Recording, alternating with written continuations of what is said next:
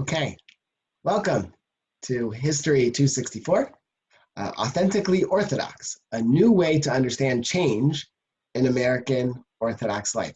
I am so pleased to be joined by terrific colleagues, teachers, leaders. Only in alphabetical order is Dr. Laura Shaw-Frank.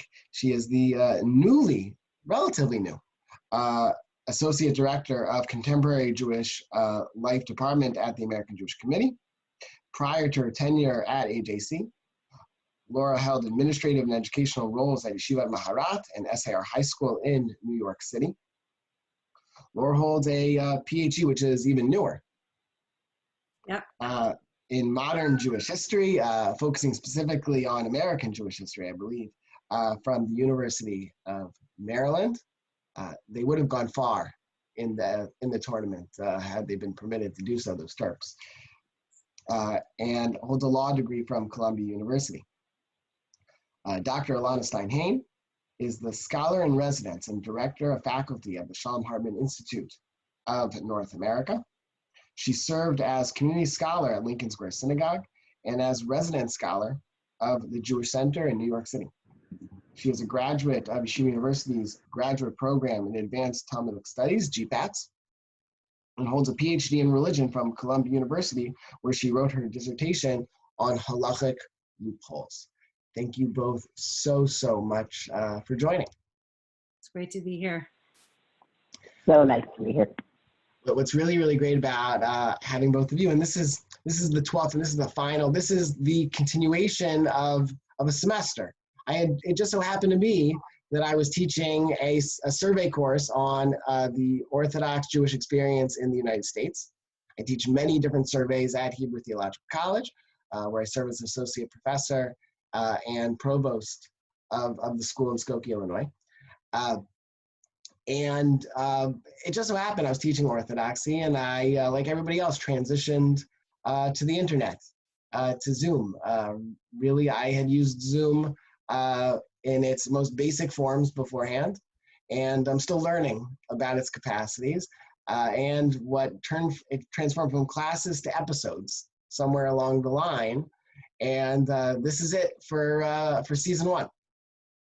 I had no idea if we were going to get maybe to Chassidut. We could have done Zionism, certain legal matters, but one theme that really bubbled up to the surface, each and probably by my own doing, was this issue of authenticity, of this framework to engage really at its core religious change.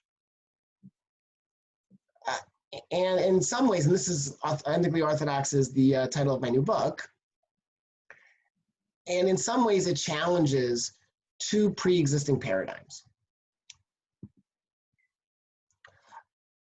The first is one that was made very well known by the great sociologist Sam Heilman in his book, Sliding to the Right, a term that he coined, but it really owes to a model presented long ago by Yaakov Katz, by the great social historian Jacob Katz. It's something we had spoken about in preparing this, is Chaim Soloveitchik's Rupture and Reconstruction, his 1994 article in Tradition. It appeared as a chapter elsewhere. Dr. Soloveitchik, Dr. Grach, as he's sometimes known, was a student of Katz, so it makes good sense. Heilman frames his presentation of change and movement within Orthodox Judaism, particularly in America. The purpose of this volume, writing about his 2006 book then, is to examine these developments in the context within American Orthodoxy at the beginning of the new century. In particular, continues Heilman, I seek to understand what was thought once to be the type of Jewish life and practice most ill-suited to and at odds with America.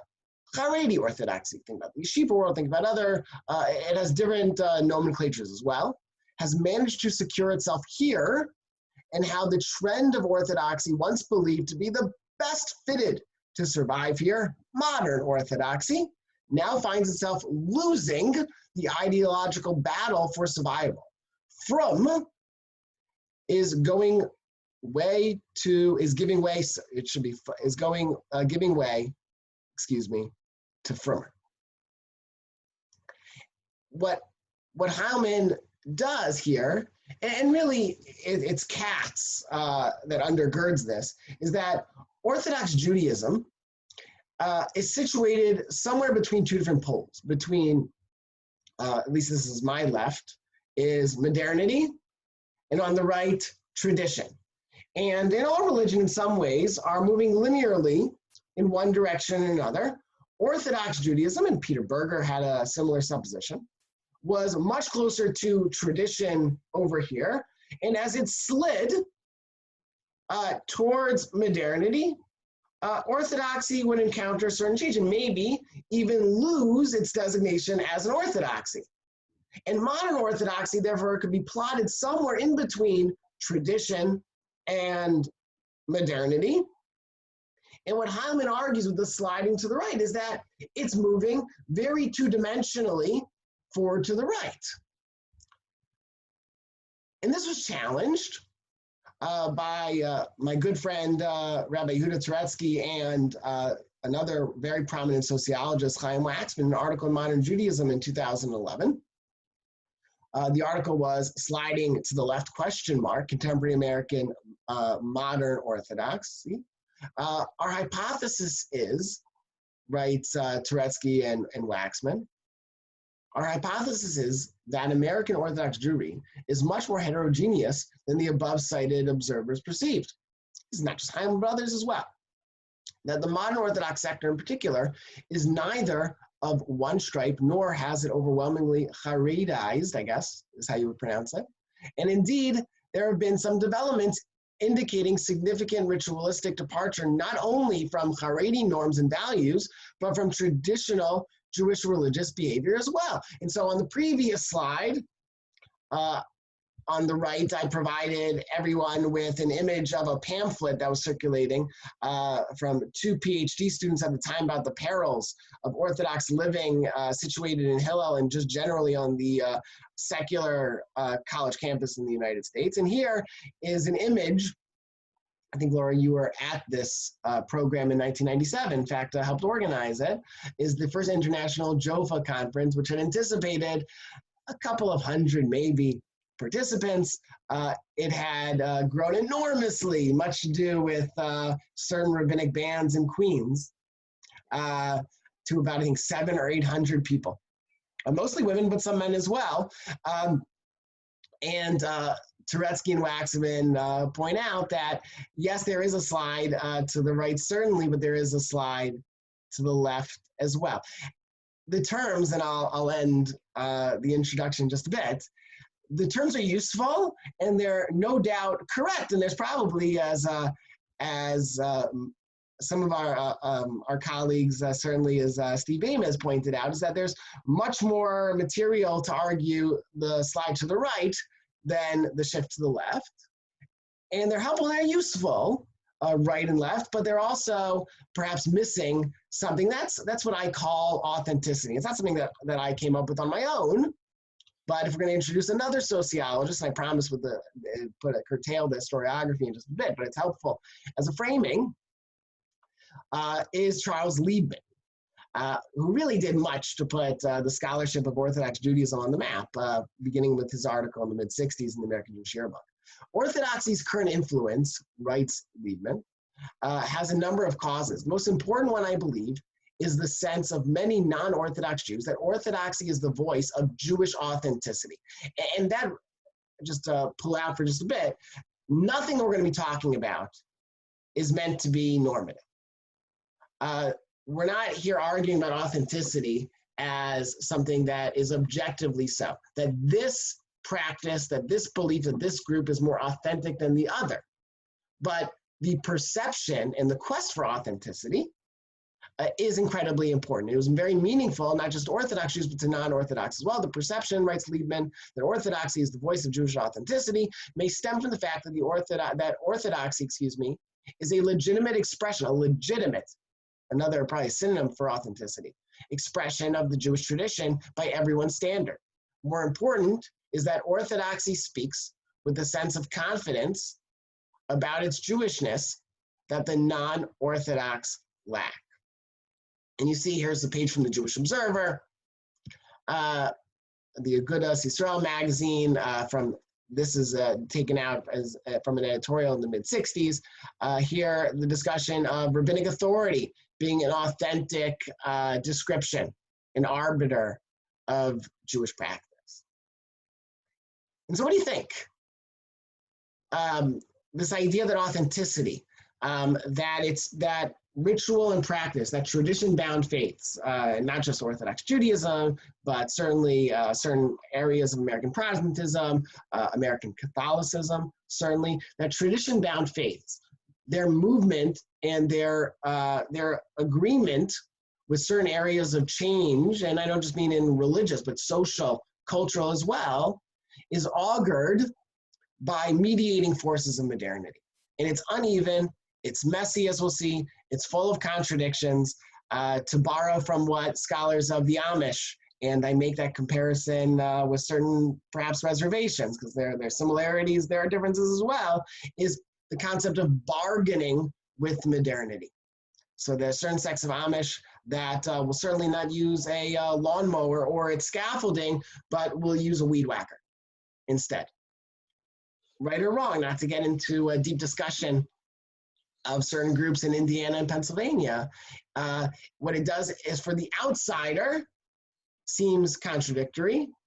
For the insider and the astute observer, authenticity really does help to explain a lot of the unevenness and the hard to explain, and the dialectic between sliding to the left and right. Well, sometimes it is moving to the left, sometimes it's more successful to the right, but how to explain the two is because it's not just two-dimensional, it's three-dimensional. And the only way to explain it is that it makes the most sense. It's in lockstep, it fits, it's in vogue, it matches with comportments and perceptions in everyday American life.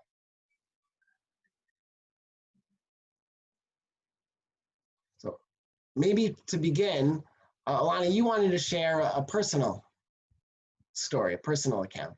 So you were so gracious in sharing some of these images. Yeah. So the first thing I want to say is that I absolutely love authenticity as a framing, because I think authenticity is about membership. There are some measures of authenticity that are objective, but there are many measures of authenticity that are highly subjective, and you kind of don't know what they are unless you're inside. And in fact, sometimes the threats to authenticity are what people say is coming from the outside, right? So I mentioned to you yesterday that I loved your peanut oil example, and that there was a moment in Jewish history, in American Jewish history, where the lines were crossing. On the one hand, because of Hungarian Jews, Orthodox Jews were thinking less about peanut oil as a viable option for Pesach.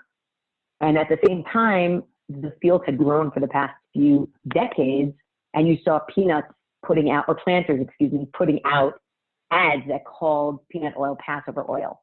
And I said to myself, the minute you see planters putting out an ad calling it Passover oil, if you're a member of the Orthodox community, you're like, you don't tell me what's authentic and what I use for Pesach. So I think that authenticity speaks to the question, not just of practice, not just of doctrine. It speaks to the question of membership, which I think is really important. And to that end, I actually just wanted to share a little bit of my own just family history in terms of that authenticity and changing notions of authenticity. So what you have in front of you in this slide, and I can't even tell you where to tears my eyes to get to share this with you, is on the right side, you have a picture of 3 generations of Stein men. The man who looks like he is Hasidic from Europe, that is because he is Hasidic from Europe, that is my great-grandfather, Zayda Shlomo. And he is teaching my father, the kid who's wearing a patterned shirt with a silk yarmulke, with his tzitzis in, he's teaching him how to lay tefillin. And you just see that moment of the authentic Orthodox Jew, the authentic American Orthodox Jew right there, the look, the dress. And to the right of that picture is my Saba, who was the father of my father and the son of my great-grandfather. And he's wearing a bow tie, and his hair is very American. This is 1949, just high style. And he's holding my father at 4 months old and learning Gemara. And that picture also says so much. And he was a Muslim. He got his rabbinic ordination from Rav Moshe Feinstein. And Rav Moshe Feinstein looked more like my great-grandfather. But my grandfather was his student, and he was a typical looking student for Rav Moshe Feinstein's rabbinically ordained student. And then I would fast forward like to my own life in terms of authenticity. Like we could put a picture right next to these pictures of me learning Gemara with my son Azan when he was, I guess, a year old on Shavuos night. And there's no picture, but it's the same idea. Meaning it's all four of these generations I think about and feel to be authentic, even though they're all so different from each other. And part of that just has to do with the milieu that we're in, not just Jewishly, but as Americans. And part of that just has to do with feeling like members. Like we all four of us feel like members in that community, even though we're doing it a little bit differently. And what you have on the left is our letters from my grandfather to his brother, who was stationed in Europe. It's one of the many letters that we have. He had three brothers stationed in Europe, and his mother didn't want to send the fourth to World War II. And so they have letters that they send to each other in Hebrew back and forth. And despite the fact that they send it in Hebrew, there's so much extolling of America as a place where Judaism can flourish in an authentic way that my grandfather's brother says, the people in my American battalion, they remind me not to have my coffee with milk if it's less than 6 hours after I've eaten meat. They help me make sure that I can follow my Judaism there. And just like think about Jews in armies over the course of centuries, like Jews conscripted to armies. Here's my grandfather's brother telling the story of being in an army as someone who's been drafted, and yet his army buddies are helping him keep his religious faith and keep halacha. He feels a deep authenticity to his religious self and to his American self. And there's more to talk about there, but I just feel that when you talk about authenticity and that being a category that relates both to what I would call Frumkeit in this regard and Americanness, that's just where I come from. That's it's how I was raised, both explicitly and implicitly. Yeah, Laura, you had an analog to this. Yes. So I do not at all come from a world of Orthodox authenticity, but I have a different kind of a take on it. I also really appreciate this frame of authenticity because I think it is the frame, as you alluded to, Zev, that allows us to complicate this moving to the right and moving to the left, and allows us to see that sometimes how we may categorize right or left or not religious or religious can actually be complicated in really interesting ways by thinking about what the term authenticity means. So my grandparents, all four of my grandparents were born in the shtetl, which has its own category of authenticity, right? There's a sort of authenticness that we kind of maybe attach to, the shtetl life of Eastern Europe. But all four of them were born in the shtetl. And one set of my grandparents was quite socialist, very involved with Workman's Circle. They're buried in the Workman's Circle Cemetery. It's kind of these socialist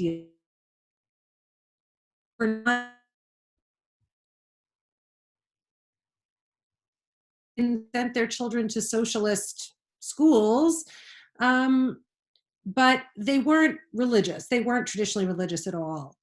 And my grandfather, who lived to be 103, lived near Muncie at the end of his life after my grandmother had passed away. And it was so interesting to see how he kind of reverted to a sense of what he saw as authentic Judaism at the end of his life. he loved going into Monsey, and he would stop little Hasidic boys on the street and speak to them in Yiddish, which was his mama lashon. And he would speak to them in Yiddish and ask them, what Masechet are you learning? And then he would start to fire them a little bit about what it was, which, first of all, I don't even want to think about how far he was dredging back in his memory of, when he was growing up in Cheder as a little boy. But somehow in his heart and in his mind, it was really in his heart, it was not in his mind. In his heart, that was authentic Judaism to him. He was not Shomer Shabbos, he was Shomer Kashrut his life. He was not a learner, he was not a well-educated man. But I think that that's an interesting kind of lens into how we think about authenticity in some ways, because my grandfather, although he himself was not religious, he kind of bought into one of the earlier slides of what you say, that the real Judaism is Orthodox Judaism. I don't observe it, but the real Judaism is Orthodox Judaism. And I think it kind of helps us think a little bit about authenticity in the sense of authority. The fact that he was not himself an observant person didn't mean he was challenging any kind of authority or any kind of instruction as to what Judaism should be. In fact, he had a sense of what Judaism should be, and it was the Judaism he didn't observe, but that he had a feeling of affinity to in his soul. And I think interesting thing to think about, particularly when you think about modern Orthodoxy today and where modern Orthodoxy kind of slides to the right. I was thinking about, I was looking at Chaim Waxman's book, 2017 book, Social Change and Halachic Evolution in American Orthodoxy, when I was thinking about today.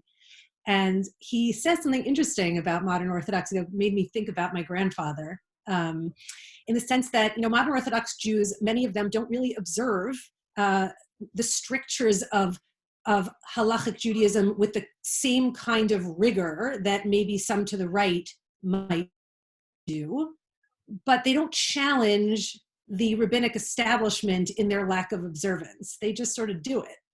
And I think that contributes to perhaps the authenticity residing more in the right rather than residing in the modern Orthodox community itself. Really interesting. Wow. And Elana had alluded to this as some of the planters advertise. And Passover oil, it's a mundane example. I confess that I was a little bit nervous about beginning chapter 1 with peanut oil. What are people going to think? Is it really that engaging at all? But here you have, in the middle, a Yiddish cookbook. 6 ways to better Passover meals, each recipe with one of its main ingredients being peanut oil. You have in advertisements in actually 3 languages. On the advertisement to the right, Hebrew, English, and Yiddish, and what Elana had alluded to, a Passover recipe from the Passover oil. This comes later. It's after peanut oil was already under an assault. Just to review just a couple of the sources, our business isn't the cultural history of peanut oil per se here. But Moshe Feinstein has a tshuva about this, Binyan peanut, Imesh bo chashash iser min kitniot, and also peanut oil. And he says, back in Eastern Russia, we all ate peanuts on Pesach. What else could you eat? And peanuts were really cultivated here in the South. It was brought out during the Civil War. Northern forces, Union forces, had discovered peanuts in the South and brought it to the North. Barnum and Bailey Circus eventually made good use of it and eventually migrates to Europe quite late. The Samarov's grandfather delivers a Shabbos Haggadah drasha railing against the use of peanuts. But it was sort of a new item, and kitniot is such a really great example because it's totally extra halachic. It's totally bound, essentially, by minhag. It has no source in the Talmud. But here you see in the 1960s, the Orthodox Union on the bottom left, they issue a certification for particular brands of peanut oil. And curious enough, in the early 40s, the U.S. Department of Agriculture, here's amazing what you find on Google, the better grades of refined peanut oil are used in certain salad oil blends for which it is considered to have a superior value. Very nice. A white form of refined peanut oil enjoys much popularity among the Jewish trade in several eastern cities. This was because other oils were needed for the war effort. So peanut oil, which apparently isn't very good for ammunition. Peanut oil was encouraged by the U.S. Department of Agriculture, and to support it, Jews, probably in the springtime, will purchase this particular brand of oil. And if you see here, though, on the left, you have Rabbi Beryl Levy from the Jewish Homemaker, who is quoting Moshe Feinstein in the middle, because on the left side, this is a Pesach issue of the Jewish Homemaker, and I always have many inquiries about peanut oil, and we give our hechsher on Planters peanut oil. I again wish to print the tshuva of Hagon Rav Moshe Feinstein Shlita with reference to peanuts and peanut oil. He is freighted with anxieties over receiving so many questions of why are you offering certification for peanut oil.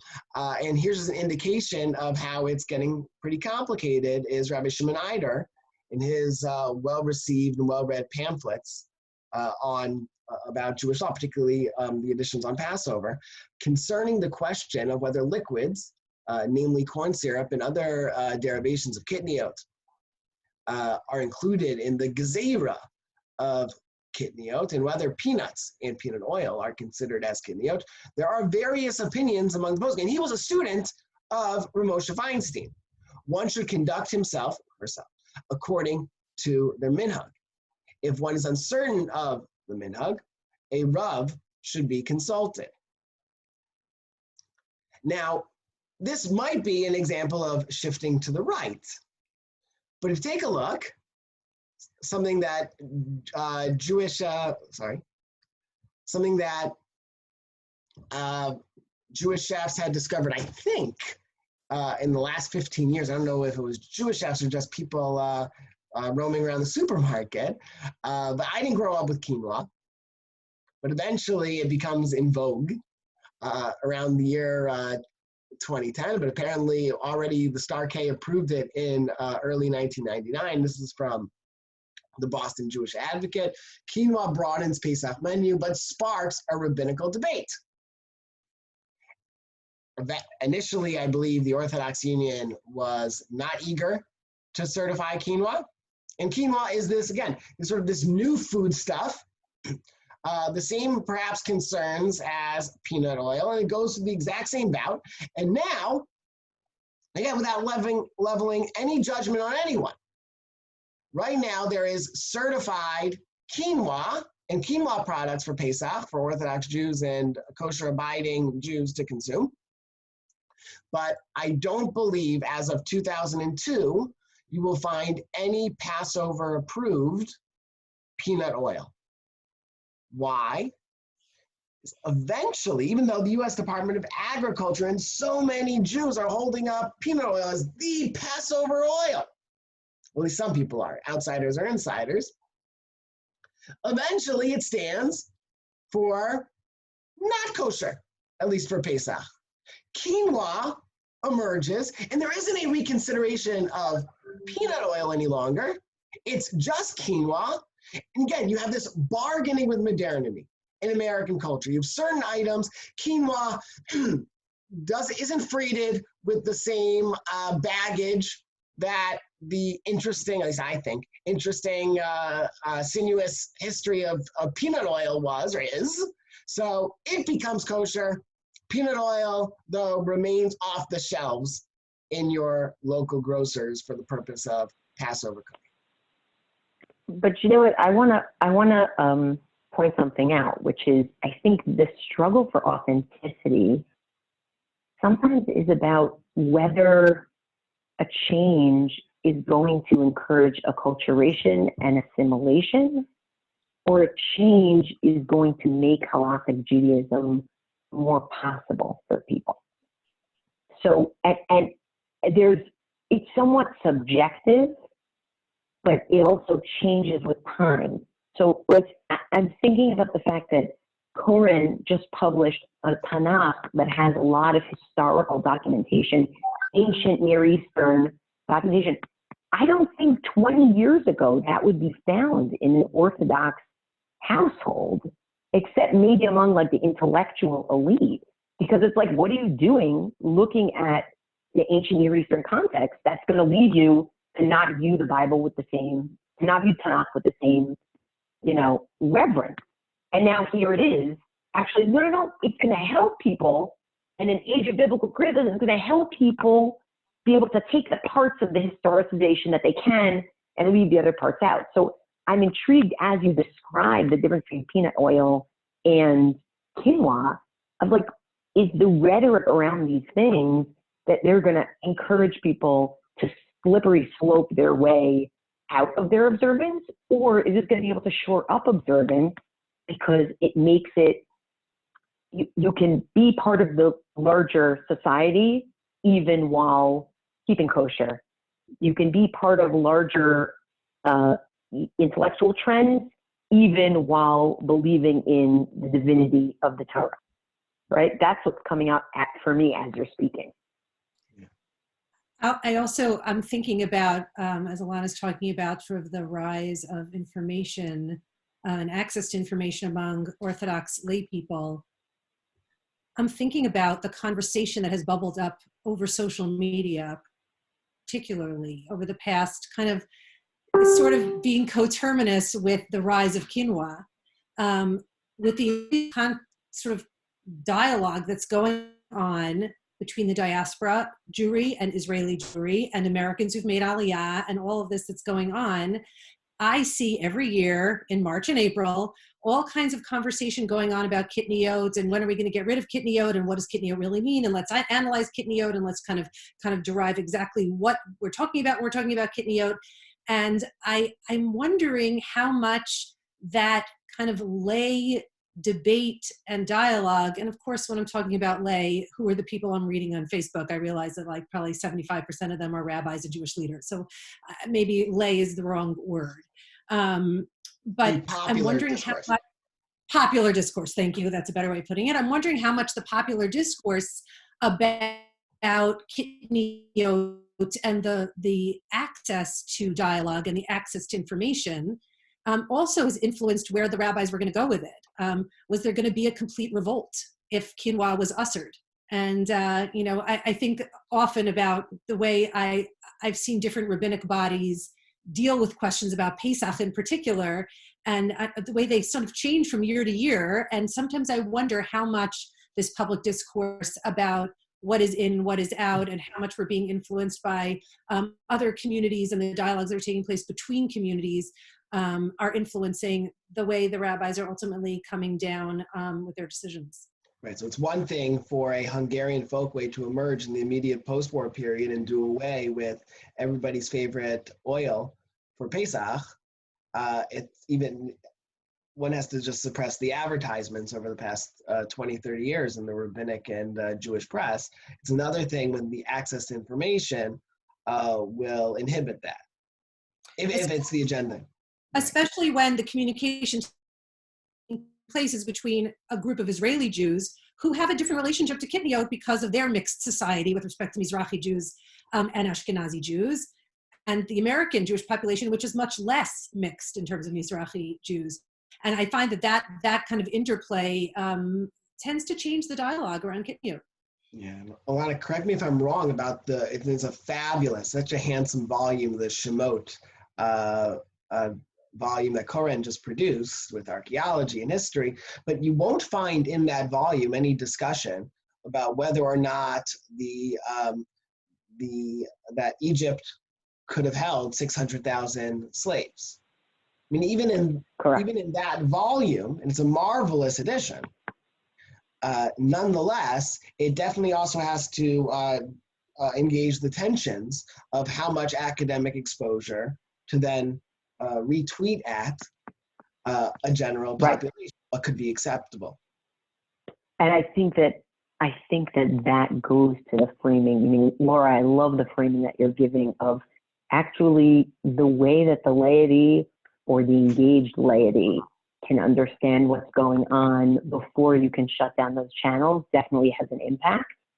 But I actually think in this particular example of the Koren, meaning I agree with you, maybe I'm kidding you, that's playing a big role.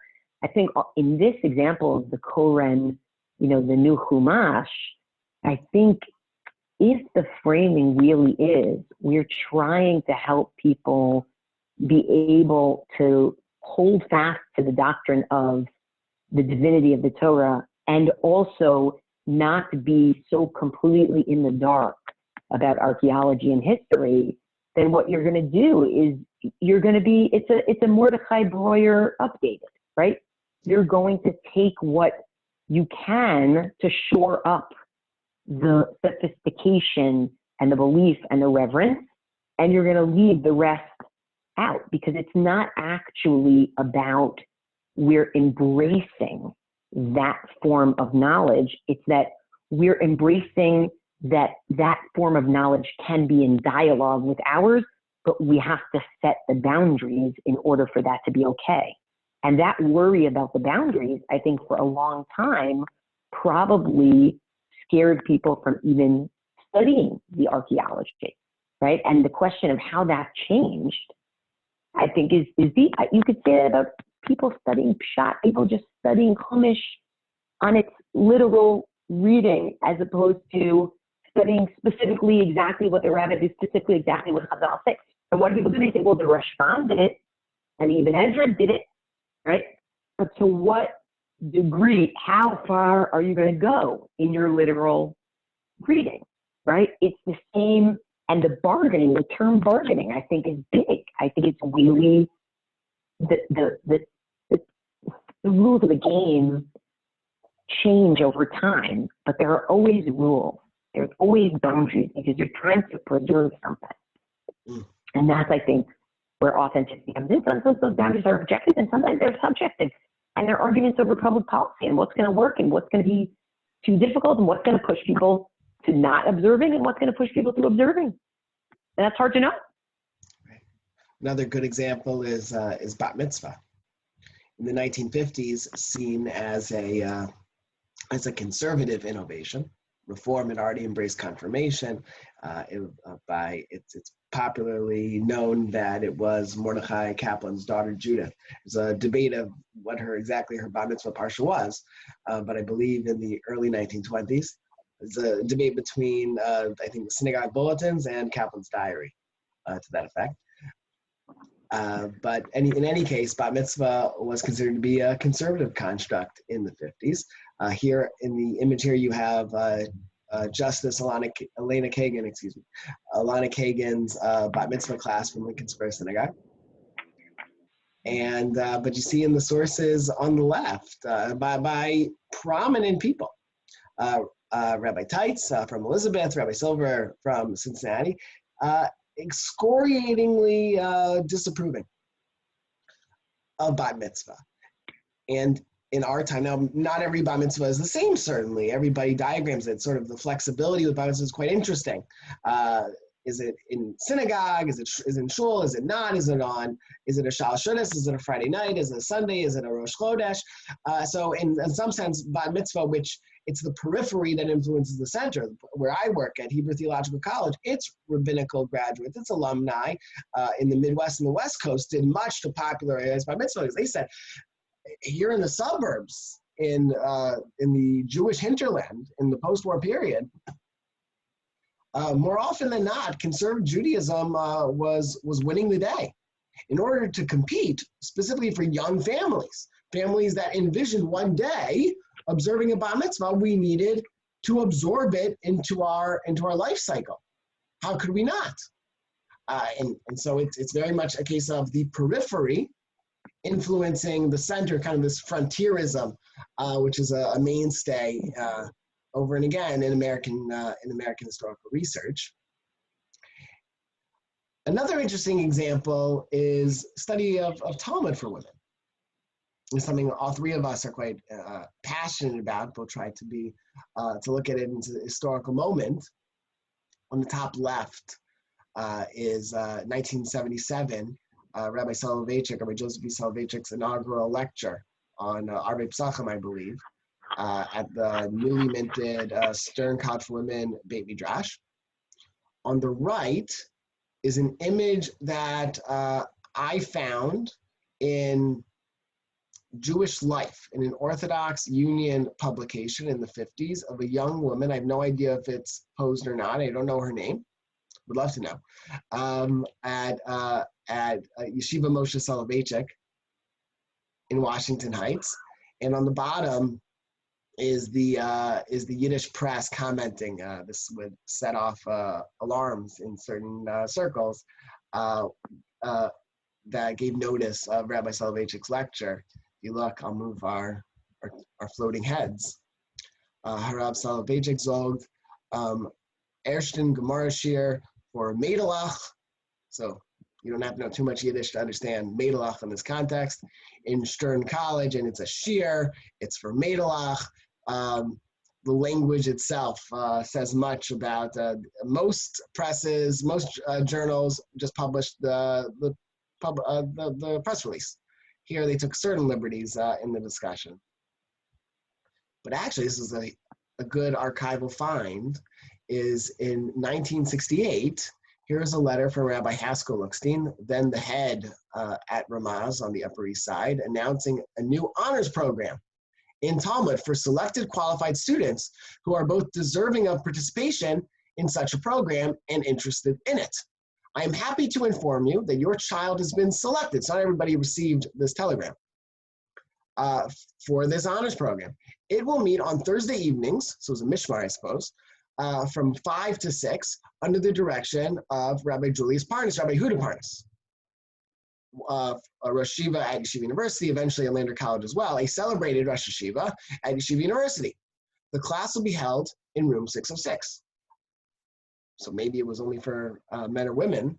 May I convey to you my heartiest congratulations on your child's selection for this program.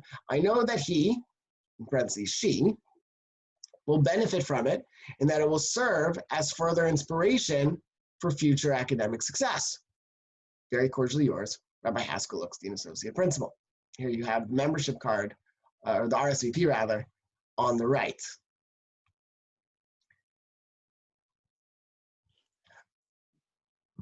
Related, not necessarily related to this, but it was put in conversation, was the advent and the ruckus, it really was, over women's prayer, women's tefillah groups.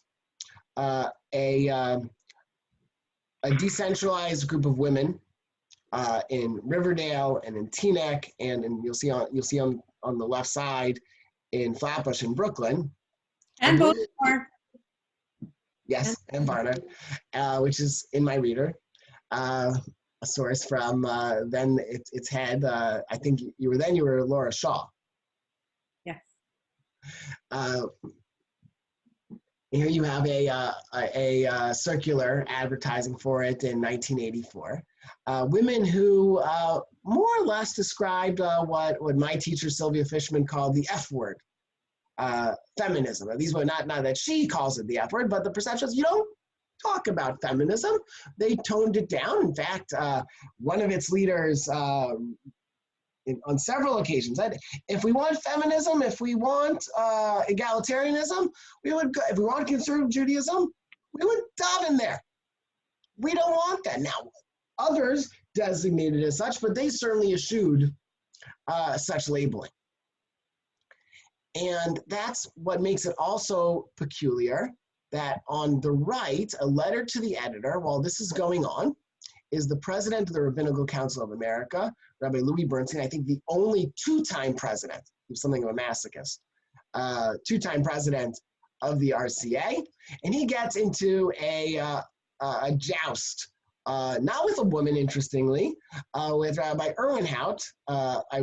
His wife was really one of Rivka Hout, was the person who very often said the line with the refrain that I offered a moment ago.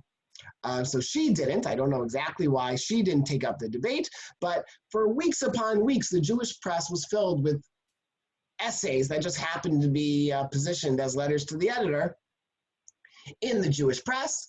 At one point, Rabbi Hout suggests, well, RCA, if you're so much in favor, and after Rabbi Soloveitchik was such an advocate of women's Talmud, how come you can't get on board for women's tefillah, for women's prayer? And this is fascinating. I'll read it for everybody. I am not at all impressed, writes Rabbi Louis Bernstein, by veiled warnings that we stand to lose so much if we don't ride with the tide. I heard the same argument on mixed pews, so he's trying to return it to a conversation about conservative Judaism, and fortunately, so many stood their ground. Torah study for women? Yes. Co-opting of our most able men and women for communal leadership? Yes.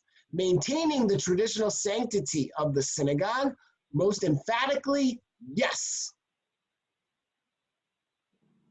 And so here you have the champions of women's prayer saying, how can you support one and not the other? It's a women's space after all. If you're going to support women's Talmud, you might as well support women's prayer.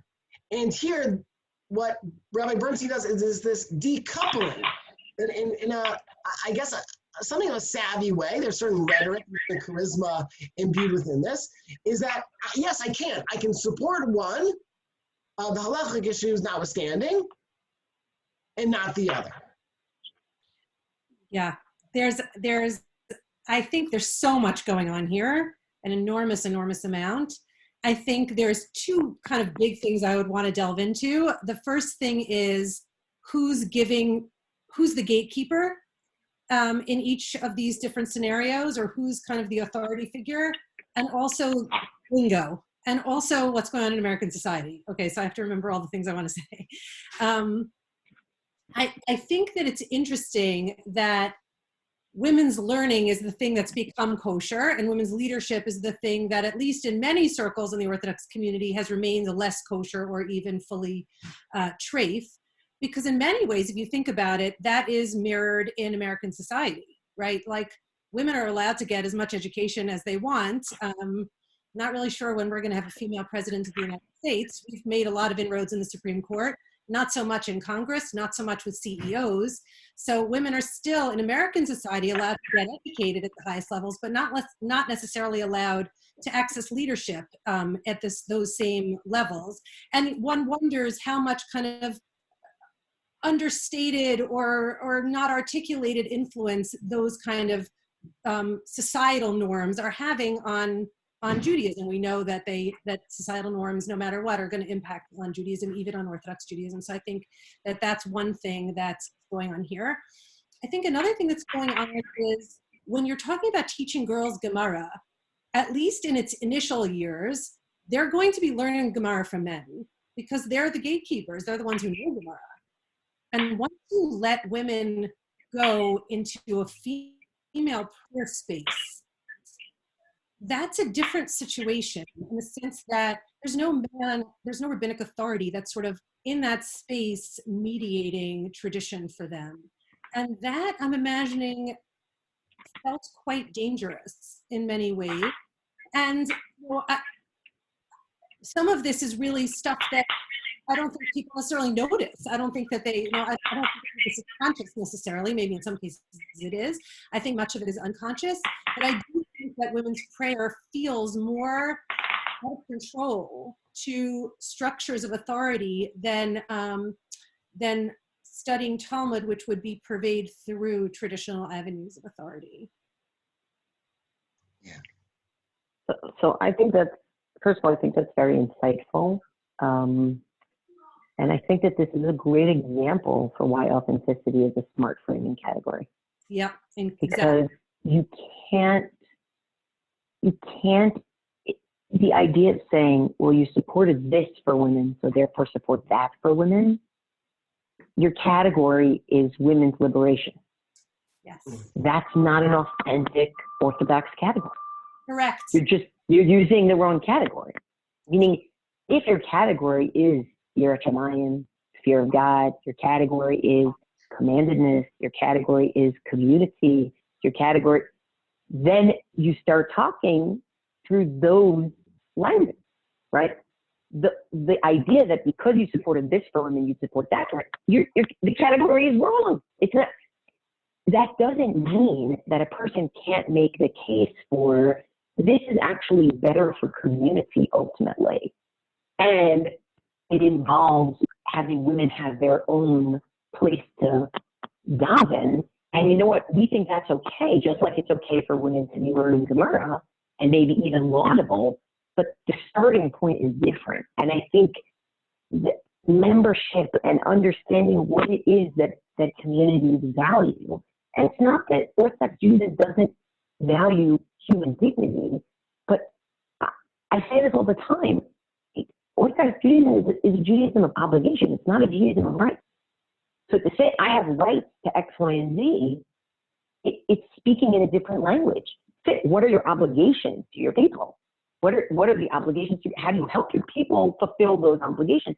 So I think that as much as Laura's pointing out rightfully that, and this wasn't me being alive at the time, this is me studying the time, but as much as you're rightfully saying women were able to do this but not that, and therefore it's okay to say do this and don't do that, I think there's also a question of, is this discourse coming and being expressed in the authentic category of this conversation? And that's why people do all this, like, Devorah, Devorah was a shofetet, and therefore she was a judge, and therefore women can issue halachic rulings today. Or even the Sefer HaSinos talks about women issuing halachic rulings, and that's a millennium ago, because it's a different, it shouldn't be new, and it shouldn't be radical change, and it shouldn't be coming from the outside, at the same time as we know that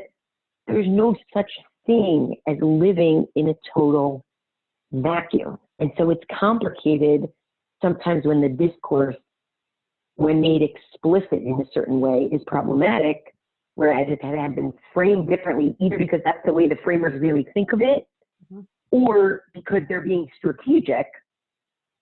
It's kind of fascinating. I want to give one more example, which is, I think it's the Gemara in Baba Basra, talks about how, is it? No, it's maybe it's a Sifrei.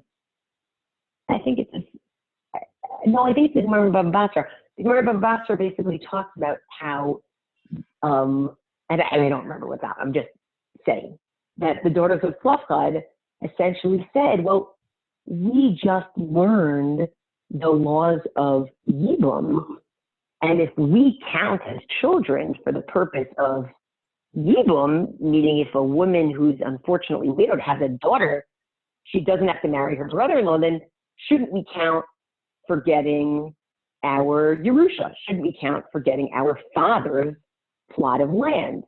And like, even that analogy, that has nothing to do with we're women and it's not fair. And that's just not, it's not the discourse, and it's not what Orthodoxy values. And again, I not to say that it doesn't value human dignity, but it's not what it values, and it's not how it talks. But it also drawing on those prototypes is a form of a derivation of authenticity. Right, absolutely. 100%. And the reimagining of a Sarah Schneer figure or a Bruria Eshet Rebbe Meir, the wife of Rebbe Meir, what they look like to different people it's a reservoir of it's a toolbox of authenticated resources.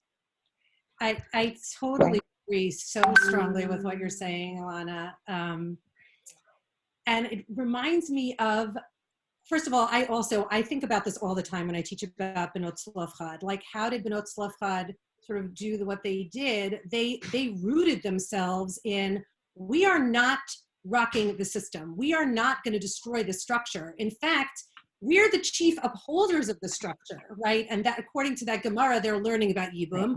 But even according to other Mefarshim, when you think about what they talk about with Benot Tzlafchad, these are the women who are like, we have emunah that Hashem is going to get us to Israel, right? And we're worried already about our nachala, about our fathers, not our nachala, our fathers' nachala in Eretz Yisrael. While everyone else is whining and saying we want to go back to slavery, we're worried about getting to Eretz Yisrael because we believe and we're part of the system and we're not trying to break the system. And I think that sometimes you can end up today with the same exact situation. And one of them, because of the language or the perception or the origin story of the particular act, is seems like something that's trying to break down the system, and the same exact act is a buy into the system in another circumstance. For example, look at the way Beis Yaakov schools daven. A little girl gets up at the front of the room. I don't know if this is every Beis Yaakov, but certainly at many Beis Yaakov schools. A girl gets up and she's the Shlichat Tzibur and she leads davening for her class. That's not so different from a women's tefillah group. Which is what Rivka Haden Irwin Howe would say very often, is that what's the difference? Right, but the difference is. But you know what? I want to just throw in the question of l'shem shamayim, like what's for the sake of heaven, because I want to tell you, this little intimate group of 80-something people, and thank you, Rabbi David Stein, for the citation of Lavasser. I was thinking about another Sifrei that talks about how Bnot Tzlachad said to each other, daughters of Tzlachad said to each other, God is different than human beings. Human beings favor men, and God cares about everyone equally. But those aren't the words that they said. That's just what they knew in their hearts. But that's its own conversation. But I want to talk about doing things l'shem shamayim, doing things for the sake of heaven, because at the same time as women often have to prove that they're doing things for the sake of heaven, I wonder why society never has to prove that it's doing things for the sake of heaven when it holds back change. And I think that's really hard. But I'm going to tell you the story of the 80 of us, or however many on the call. When I was in Camp Roshah as a kid, my dad came up on visiting day, my family came up on visiting day. And I was a very ponderous kid. And my dad was like, how's it going? And I love to learn. Like in my free time, I just love to learn. And my dad's like, how's it going? I'm like, terrible. I was like, what's happening? So I said, well, it doesn't matter how much Torah I learn. It doesn't matter how much I care. It doesn't matter how sincere I am. If somebody wants the answer to their question and there's somebody who's a boy in the room, they're going to ask him and they're not going to ask me. And I don't think that's very l'shem shamayim. And that's what I said to him, because I was a kid. And he said to me, you don't worry about who asks who questions. You worry about learning Torah. That's what you worry about. You don't worry about who's going to ask you questions and not ask you questions. And so in that conversation, what was encapsulated was my feelings of what I was doing was authentic, and yet I didn't think that the community would accept it as authentic. And yet nobody was forcing people to like really interrogate their own assumptions of, are they not thinking it's authentic because there's a power struggle going on? Are they not thinking it's authentic because they have certain views of men versus women that have little to do with halacha and have a lot to do with what Bnot Tzlachad are quoted as saying in the Sifrei? And I find that, as much as I always talk about obligation, I think it's really important that people interrogate their assumptions as to why it is that they're looking at certain things as more authentic than other things. Oh, and so much of this, obviously, I think its analog is in the conservative movement, certainly women looking for positions in the rabbinate there. It's all bound up in but at the same time, it matters of its cultural moment. So I'm thinking an example of far lower stakes than yours, and I'm very moved by your willingness to share that moment. Again, the stakes much lower, but I think it was a year or two ago, is that Carly Lloyd, who had just won a gold medal for the U.S. women's team, and many more people over America can name women's soccer players much more than men's U.S. soccer players. She kicked a field goal from something like 40 or 50 yards away, I think, for the Philadelphia Eagles. And the next day, she was apparently fielding offers. Come be a place kicker in the National Football League. And you can't get any more masculine than professional football. It's space, and whether or not she is interested in pursuing that line of work is immaterial to my point. It's that the embrace of her on social media and elsewhere speaks to her ability as a sports star, but leveraging her femininity almost, because it was the women's U.S. You want to talk about America's team? it's the women's US soccer team that we care most about, and how that translates even into other male spaces. And the other point I'll make is about with Yirat Shamayim, right? Is that Laura, you pointed out that it looks a lot like Beis Yaakov homeroom, and that's exactly what people jousted about in the 80s and the 90s about women's tefillah groups. But the issue of Kriyat Torah, and how the Ramah and many other larger-than-life rabbinic figures pointed out that it might be permitted, but it's just not the thing that we do, is that immediately, for many people, became a non-starter, is that because the category of women's Kriyat Torah, of Torah reading, they seized on that issue, because then it called into question Yirat Shamayim, fear of heaven. Right. The example I had, slippery. It's all very slippery. Some of the data above, though, and this came out of the data sets of the 2013 Pew study on American Jews. There was one question they asked, which was the importance of intellectual curiosity to one's Jewishness. You see on the top left, I don't want to belabor this too much, just that we understand, just because we're talking about women intellectually and in other spaces. You have on the top left how important intellectual curiosity is to one's Jewishness. You see the Orthodox really lag behind all Jews, conservative Jews, and Reform Jews. See the blue and the red. The blue is those people who toggled essential. Orange is important but not essential. Above is not important, and there's a little sliver which isn't, it's almost like a standard deviation of irrelevant, is unsure. And you see that the blue in the third column on the top left, Orthodox lag behind. You take a look at within Orthodoxy, if you break it out, Orthodox, modern Orthodox, Hasidic, and Yeshivish, you see that modern Orthodox score much higher than Hasidic and Yeshivish. But then you split it out even further. Yeshivish Jews, Yeshivish men, and Yeshivish women. You see that Yeshivish women score much, much higher in how important intellectual curiosity. It doesn't mean that they're all intellectually curious. It means how they co-sign intellectual curiosity with their Jewishness, their Jewish identity. You see that Yeshivish women score much higher than Yeshivish men who answer the question. And how that particular enclave deals with intellectual capacities and offerings is vitally important. Yeah, but what do you consider to be intellectual curiosity? Meaning, do you think that Yeshivish men who are learning Gemara think about that as intellectual curiosity? And conversely, do you think that Yeshivish women who are watching their men learn Gemara and they don't themselves learn Gemara, do you think they count Gemara learning as intellectual curiosity? Yeah, it's really, I've struggled with that too. Social scientists and how they formulate questions. It struck me that the question was open-ended. And what exactly does intellectual curiosity mean? Do we study biblical criticism? Do we study literature? Do we critique Reb Chaim? I don't know. It's an interesting question. I think that this data a little bit helps us understand why the modern Orthodox community is so small. Because, right, we're asking modern Orthodox Jews to do a lot going on in their heads. We're asking them to kind of subsume intellectual curiosity and yet at the same time embrace intellectual curiosity. And I think actually Chaim Waxman makes this point also. That's a very hard place to be.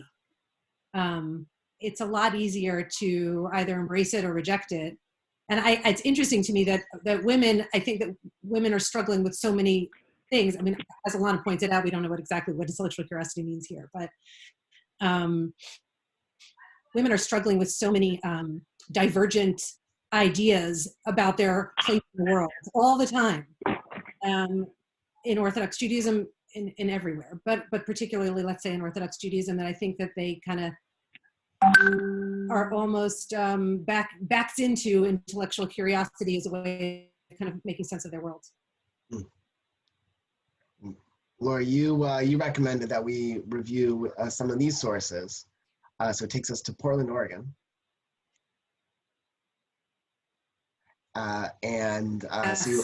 So this whole conversation is about, so this whole conversation is leadership, and really interesting case that goes back a few years. I think it was 2015. I'm seeing that my internet connection is unstable, so I hope you can hear me. Where a yeshivish kollel in Portland, Oregon, ended up in the mid-divorce case between two of the lay people who were learning the kollel and davening in the kollel community. And the wife of the woman, of the couple getting divorced, had confided in two of the kollel wives in the context of the divorce. And the husband in the divorce case wanted the testimony of these kollel wives, who did not want to share the private communications that they had been privy to from the woman who was getting divorced. And they wanted to claim clergy privilege. Oh my, something so crash just happened in my house.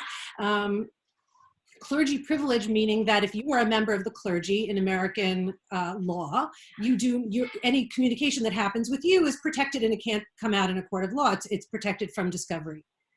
And it's so fascinating what happened here. The women went to the aguda, the yeshiva, the kollel went to the aguda, and the aguda defended them and made the claim in court that these women were clergy, in the sense that their communications with the kollel wife were protected as clergy privilege. And the women were very careful, and this goes back to Elana's point so beautifully. They were very careful to position themselves as benot tzlachad, really, and to show that they had bought into the system and not that they were trying to tear down the system by asking for this clergy privilege. It wasn't that they thought that they were rabbis. It's that their role, which could be a distinctly feminine role, a role of counseling, a role of giving advice, a role of being a listening ear and a compassionate ear, was clerical in nature in an American legal context, right? Not in a halachic context. And because it was a sort of, the scope of it was kind of feminine in the sense of giving advice and giving a listening ear, and B, because it was situated in an American legal context and not in a halachic context, and C, because they went, of course, and asked a shaila before they took that stance, and so they sort of bought into an authority structure that was very, very important in terms of claiming of authenticity. They used the proper lingo. The aguda actually, bent over backwards. It was apparently right before Pesach or something, and they really bent over backwards to get that clergy privilege for the women. And I've seen this is one of those instances that we talked about at the beginning that kind of complicate our notions of sliding to the right or sliding to the left, very much so, that we do see these kind of interesting instances of women claiming kind of titles or leadership roles that maybe we wouldn't think were appropriate in the Orthodox world, but because of the particular circumstances that they arise in, they're okay. They're actually, they get the stamp of approval. And I think that's really very much, it's evidence of the Right. authenticity being the frame to look at this through. Right, and here's a quotation from it that you wanted to highlight. Talking about the challenges of the case, the questions of orthodoxy, and how does clerical privilege, how does, in some areas, parsonage, it's tied to this, of course, so you have the financial implication, and how that moves forward, and what is the role of the Rebbitzin, and how is that different in different spaces, right? A Rebbitzin might be different in the shul than she is in the home or in the school. And on the right side is the OU Tshuva on Women's Leadership, authored by 7 prominent, mostly Yeshiva University affiliated rabbinic figures, Rosh Yeshiva. The idea of Masorah, of tradition, is often mistaken here as a historical record of Jewish practice. And here, if you look on line 4, it can be misconstrued as compromising the authenticity of Masorah. So again, what is packed in to tradition has it cohered? Does it jibe with certain forces? Exactly. And to really bring this up to date, rarely does history move so close. Does it hedge on the current moment? But here you have, on one hand, on the left, you have the recent Siyum Shas on New Year's, just a few months, feels like eons ago. It was only a few months ago. And on the right, you have a letter from a local Beis Yaakov, which is grappling with how do we transition our learning? It can no longer be in a classroom. We can no longer be in a classroom, and I thank the very resourceful colleague David Sellis for bringing this to my attention. Says the administration of Beis Yaakov Academy, we've spent much time weighing the pros and cons of different programs and discussing, the various options with our Gedolim and with other Mechanchim in the tri-state area. In the end, BYA, Beis Yaakov Academy, has opted to continue our phone-based teleconferencing program. And apparently, this is much discussed in recent issues of Mishpacha magazine. That will include group instruction and home study. And they point out that I don't know how you measure this, qualitative and quantitative research has shown that online instruction through Zoom or other media, I guess a shout out to our host here, Zoom, is useful. But we have to, if we're going to cultivate our traditional community, and by that is to push out certain realms of technology from our use, then we have to stand our ground, maybe as useful language as we could possibly manage here, and we can't use certain devices, we can't introduce certain technology to our community. And even though they don't indicate it's the Siyum Shas, but they point out that other people are using the internet. And the Siyum Shas was available in live stream via YouTube and elsewhere just a few months ago. And to unpack that, to unwind it, and to be able to separate in different spaces what is optional, what is required, just goes to show you how precarious, how challenging it is to strike the right authentic mark when it comes to tradition-bound faith, right? Who is your champion? The opening image we had was of the 1963 College Bowl team as the champions of American Orthodox life. People rallied around these youngsters in the College Bowl. A couple of years ago, it might have been the Maccabees. I guess it was a couple of weeks ago, you had the Maccabee basketball team that everyone was rooting for. Who are your champions, and of what spaces can that be? And for other people, Pasnish, it can't be. This is not what we do. In fact, Uncle Moishi is banned in certain circles. What is authentic in any particular moment is really decided on place, time, and what realm, and what to use Elana's terminology, what categories are we using? How are we sorting our experiences for ourselves, for our community? How are we projecting it forward? So, final thoughts. I also just have to say, I think it's also, you can feel the dance. It's called Beis Yaakov Academy. Academy. What is the word academy? That is not a Jewish frum word. It's an American word. And yet at the same time as it's Beis Yaakov Academy, which probably makes it easier, you don't call it a yeshiva, you don't, right? Sometimes you use the word clergy to refer to people so that you don't have to break into the authenticity of the Jewish language. You have something else. And I also have to wonder how much of this is also because the modern Orthodox base schools are using the internet. Meaning, I know that we don't like to think of modern Orthodoxy as the foil. It's so much easier to talk about other denominations as the foil for Orthodoxy. But I think you have to wonder if modern Orthodoxy, SAR Academy got right on, SAR got right onto internet. All the yeshiva day schools in the modern Orthodox community that are on the internet, and basically I was like, we're not going on the internet. We're not modern Orthodox. That's not what we do, right? So I'm struck by exactly how you opened at the beginning, Deb, the idea that something could be looked at from an outside perspective as nonsensical or internally contradictory or conflicting. But if you really get to the thick description of it, if you really get to know the people, if you really get to know the values, if you really get to know their understanding of halakha, you start to get it. You start to get it. You start to get the dance that they're dancing in. And I think that this authenticity, far from being a way to malign communities of all types that have a sense of their own authenticity, I think the mark of appreciation for a community is actually being able to appreciate what their authenticity is. And not to say, no, your authenticity is wrong, or your authenticity is, I can poke holes in it. No. If you have respect for community, you want to know what's authentic to that community, and you want to know why, if you want to be part of that discourse.